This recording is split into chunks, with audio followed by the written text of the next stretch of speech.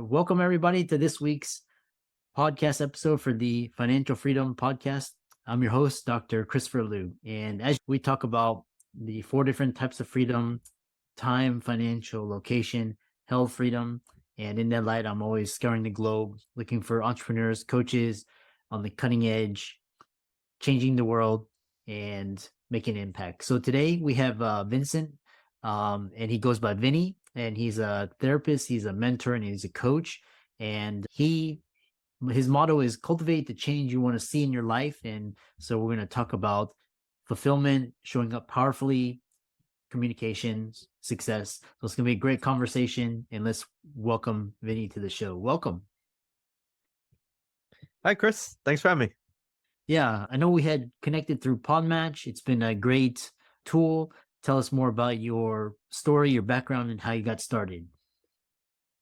Sure. So my whole life was pretty much filled with adversity.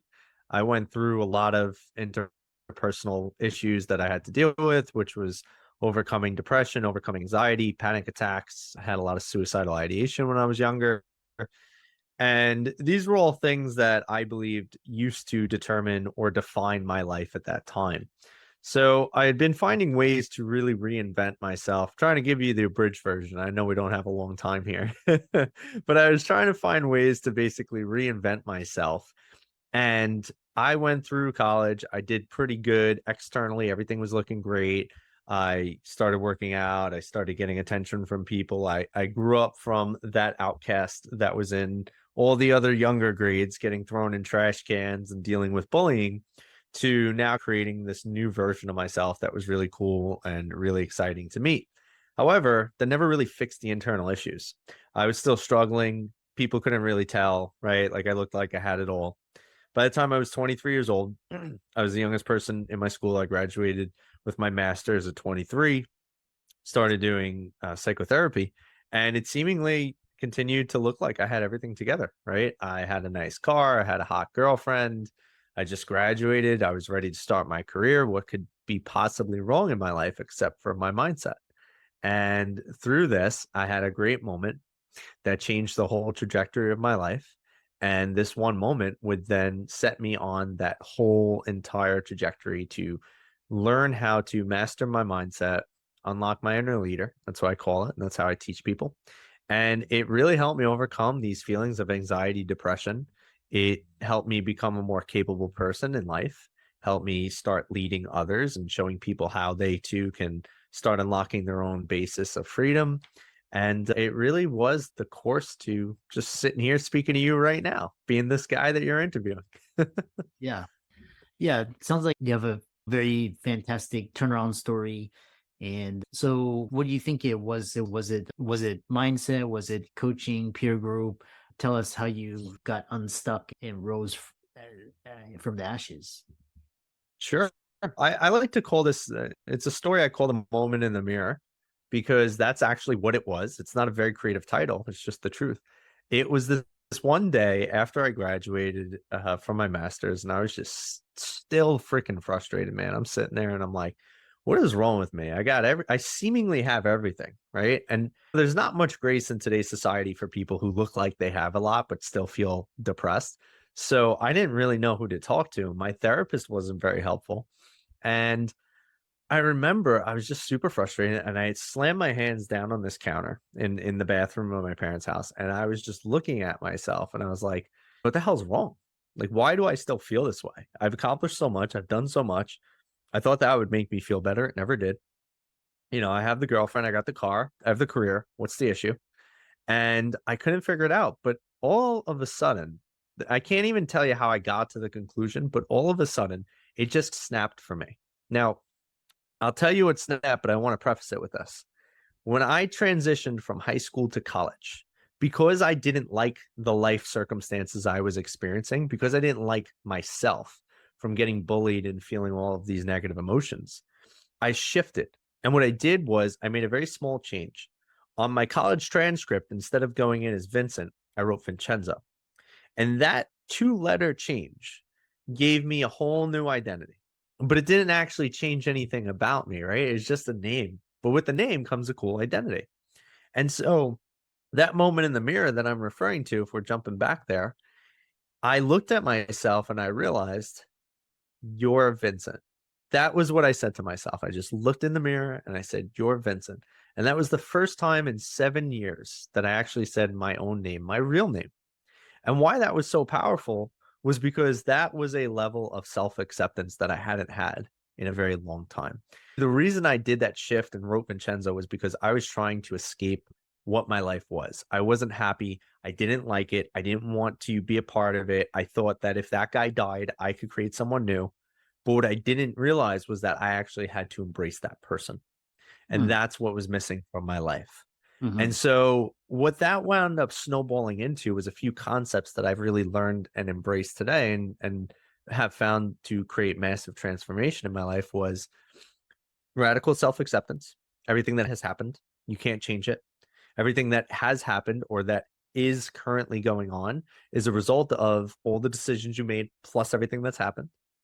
And everything that can happen can be created by you if you're willing to take extreme ownership right now and say, I have the power to create the life I want instead of allowing yourself to be dragged through it, which then goes into this other piece of self mastery, understanding what you can control and what you can't, focusing on what you can do and letting go of what you can't. And then coming into this aspect of unlocking your inner leader. So I like to look at leadership as it's not a title, it's not a position, it's not a role. What leadership truly is how you show up in life.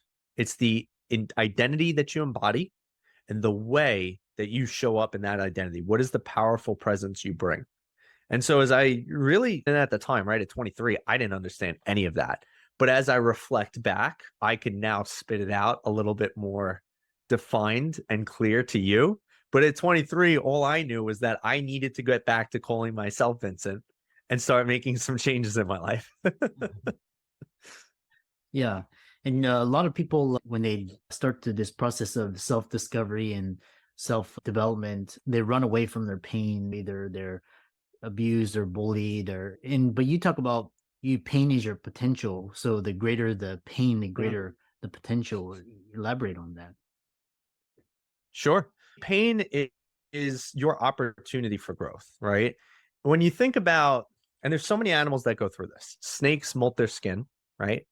Crabs molt their shells. You have, what is it, caterpillars. They go into a little cocoon and then they grow out of that cocoon even bigger and they're butterflies. And I don't know if those are painful for these creatures. I honestly have no idea. I'm sure maybe a little. But the reason that they do this is because they grow bigger than who they currently are, right? And if we look at problems, your problems are your shells if you're a crab, or your skin if you're a snake, or your cocoon if you're a butterfly. Because what winds up happening is these are your opportunities. It's saying you need to become bigger than you currently are to overcome the current thing you're going through. I actually like to tell people that you can't actually fix a problem. You never fix problems. The only thing you do is you outgrow them. And why? Because to be able to quote unquote fix a problem, you need to actually figure out the answer. And if you didn't have the answer, that's why it's a problem. But once you find the answer, you no longer have a problem, right? But how do you get to that space where you find the answer? That requires you to do a few different things. Could require you to change physically, mentally, emotionally. You might have to learn something. You might have to even become a completely different person if you want to fix the problem in your life. So it's actually, that's the concept I've always taken now and try to really tell people is you don't fix problems, you outgrow them. And so when you're going through pain, it's a growing pain. It's challenging you to grow and become bigger and more than you currently are so that your life circumstances change. Yeah. I like that. I like that idea because it's think this idea where, everything we think everything has to be perfect, but it's actually the problems are still around there. It's just how we react to it and how we manage it. And in this idea where you're growing and you're in this mental, emotional, energetic space where those don't bother you anymore. You've learned to you've outgrown them. Of course. Sometimes audiences listen or listeners, victim mindset, everything is happening to me, COVID and lockdowns and recession, all this. How do you help Sure. people get out of this victim mindset? First, it's about understanding where it is, right? I think that today's society has done a terrible job of educating people on why they do what they do. For instance, I'm gonna digress real quick to just give a teachable moment here. Depression. When we look at depression, right, nowadays in society, what do people say? If you're experiencing depression, it's okay. You could lay in bed as long as you need, feel sad as long as you want, and take this medication so you feel happy, right? That's like today's standard for depression. If you look back, there's this thing that's called analytical rumination hypothesis. You could look into it, and is the research of why depression was formed in our ancestors, how it actually served a function and a purpose. And the whole term analytical rumination stands for just that. Depression comes about when there's something in your life that is persistently a problem that we have not solved yet. So depression actually forces you to draw inwards so that you could spend time with yourself, right? If anyone ever noticed, when you're depressed, what's the last thing you want to do? Anything for anybody.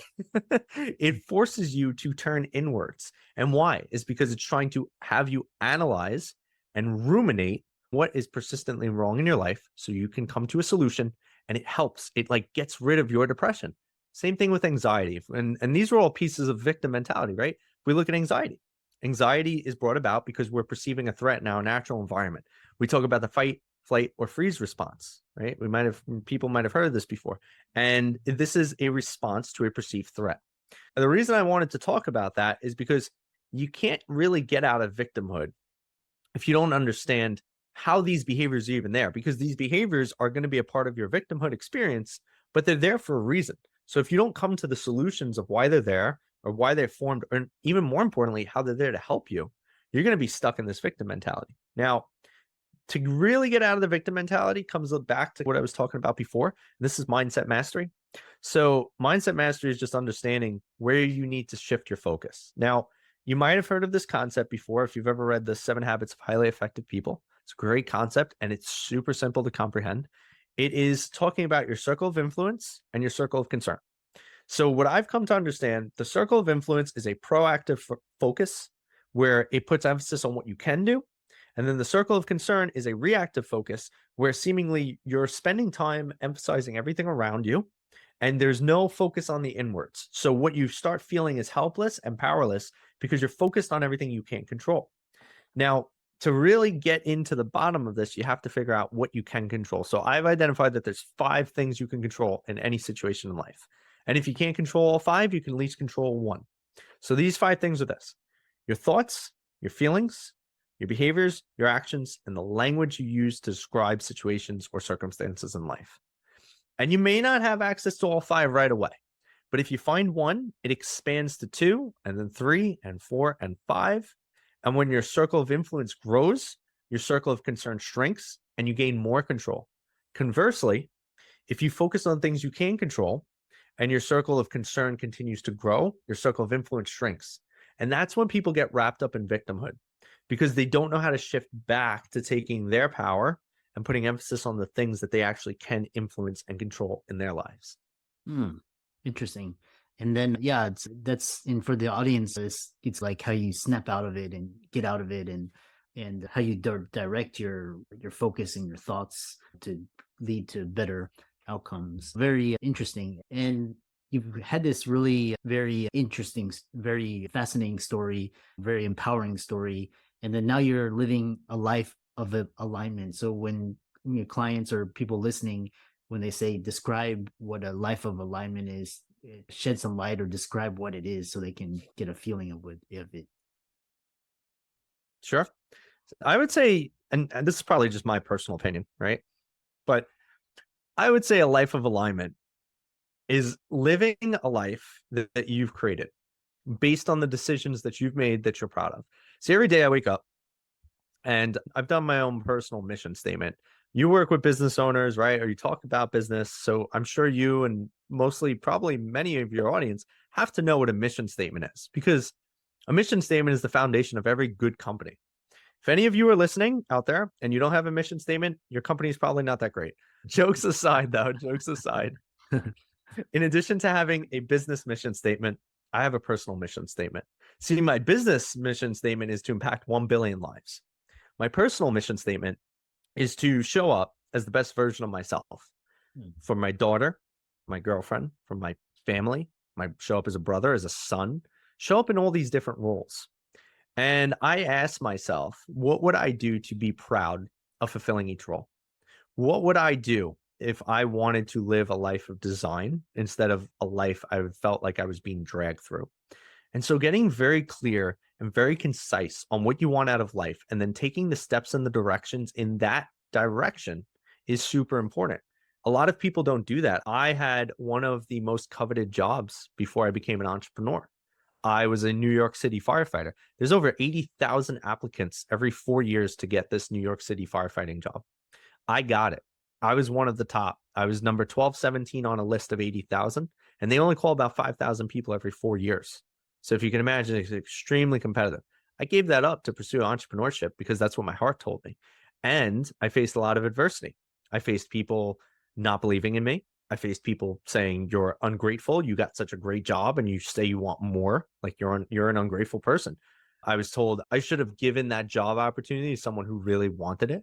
Like, there was so many things, and funny enough, that job opportunity, becoming a firefighter, that was a childhood dream of mine, and I Mm, did it, and I experienced it, but I felt so much more called to do what I'm currently doing. That's why I did it.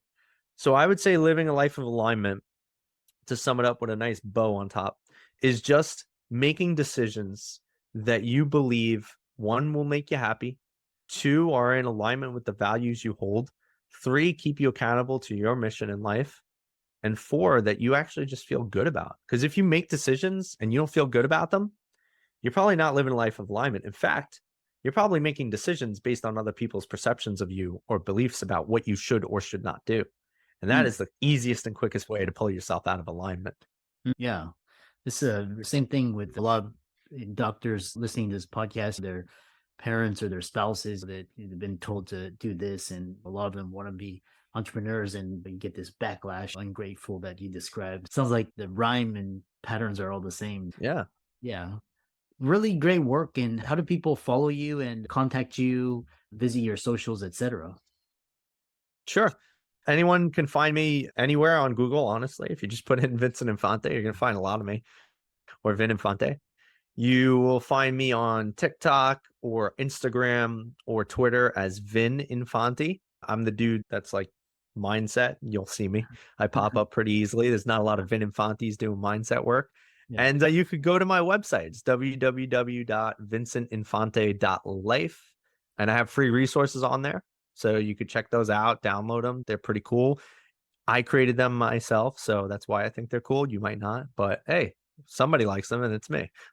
Yeah, yeah, yeah. Awesome interview for all the listeners out there. Vinny's on Twitter, LinkedIn, Instagram, TikTok, as well as he's got a free vision board as well on vincentinfante.life. So be sure to check that out. And thanks so much. It's really a pleasure to have you. And thanks so much for your time and expertise. Thanks for having me, Chris.